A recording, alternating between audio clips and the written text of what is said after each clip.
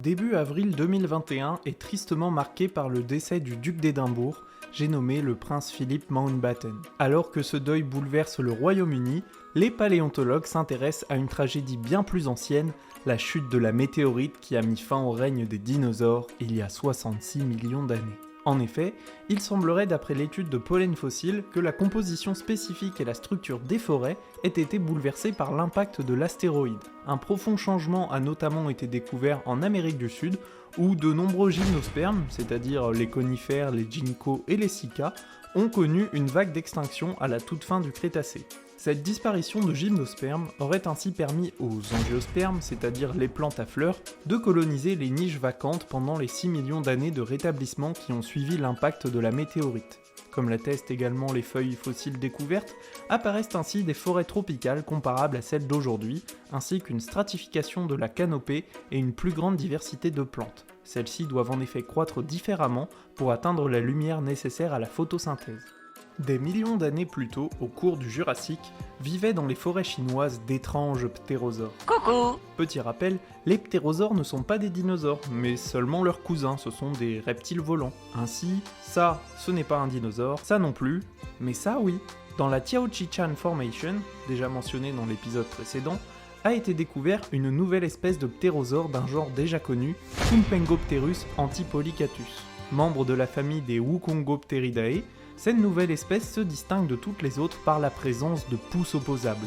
Surnommé le monkey dactyle, c'est-à-dire doigt de singe ou même le ptérodactyle singe, il est le plus vieil animal connu présentant des pouces opposables. Cette caractéristique est relativement rare en dehors du groupe des primates, comme les gibbons, les chimpanzés ou les humains, et encore tous les primates n'en possèdent pas, comme les colobes, les tarsiers ou les ouistiti. Mis à part chez les primates, certains rongeurs de la famille des souris, mais aussi des marsupiaux comme l'opossum et même le caméléon dans une certaine mesure, ont des pouces opposables. Chez les dinosaures, il semblerait que le droméosauridé Bambiraptor soit également pourvu de doigts opposables. En résumé, la plupart de ces animaux ont un comportement arboricole, c'est-à-dire qu'ils vivent dans les arbres, et la Tiaochichan Formation regorge de surprises. Passons maintenant du côté des dinosaures, et plus précisément du côté de la superstar, j'ai nommé Tyrannosaurus Rex. Le paléontologue Charles R. Marshall de l'Université de Californie et ses collègues se sont posé une question.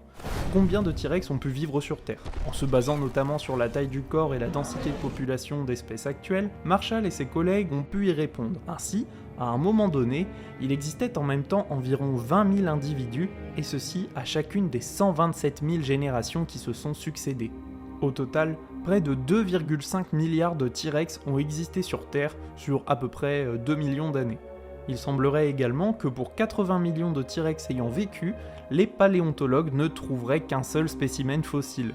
Sur les sites où les restes sont bien plus abondants, on parle de bone bed, ce chiffre passerait de 1 individu découvert pour 16 000 ayant vécu. Une autre étude s'est intéressée à la vitesse de marche du T-Rex, basée sur la fréquence naturelle des mouvements de la queue, et cette vitesse s'élèverait à 1,28 mètres par seconde, soit 4,6 km/h. Dernière news sur les tyrannosaures, c'est au sud de l'Utah que le paléontologue Alan L. Titus et ses collègues ont étudié un bone bed de Teratophoneus, un cousin de Tyrannosaurus. L'accumulation de squelettes de ce dinosaure indique une mort simultanée, peut-être associée à une intoxication, du feu ou alors une crue. Cette découverte associée à d'autres bone beds de tyrannosaures, comme celui de Daspletosaurus dans le Montana, laisse suggérer que les tyrannosauridés avaient un mode de vie grégaire. Ils auraient donc vécu en groupe. Toujours chez les dinosaures, deux nouveaux genres et espèces d'hadrosaures ont été décrits en ce mois d'avril 2021. Le premier est un nouveau membre de la tribu des Brachylophosaurinae, cousin de Maiasaura et de Brachylophosaurus. Il a été baptisé Ornathops incantatus. Il s'agit du premier brachylophosaure décrit au Nouveau-Mexique dans la formation de Menifee, datée du Campanien, soit environ moins 80 millions d'années. Dans cette formation ont également été décrits les plus anciens restes de Deinosuchus, l'un des plus grands crocodiliens ayant jamais existé, mais aussi un nouveau cératopsidé, mais nous y reviendrons dans le prochain épisode. Notre brave Ornathops possédait des structures nasales assez étendues. Il aurait également présenté, comme certains de ses cousins, une crête à la suture de l'os nasal et de l'os frontal. Le second hadrosaure découvert provient de la formation japonaise du maastrichtien Kitahama et a été baptisé Yamatosaurus izanagii. Yamatosaurus était un hadrosaure basal, n'appartenant pas aux deux principales sous-familles que sont les Saurolophinés et les Lambéosaurinés. Sa découverte attesterait de l'origine asiatique de ces deux sous-familles, d'ailleurs très répandues en Asie à la fin du Crétacé. Certains hadrosauridés basaux, comme Yamatosaurus, auraient également trouvé refuge dans l'est de l'Asie à la toute fin du Crétacé.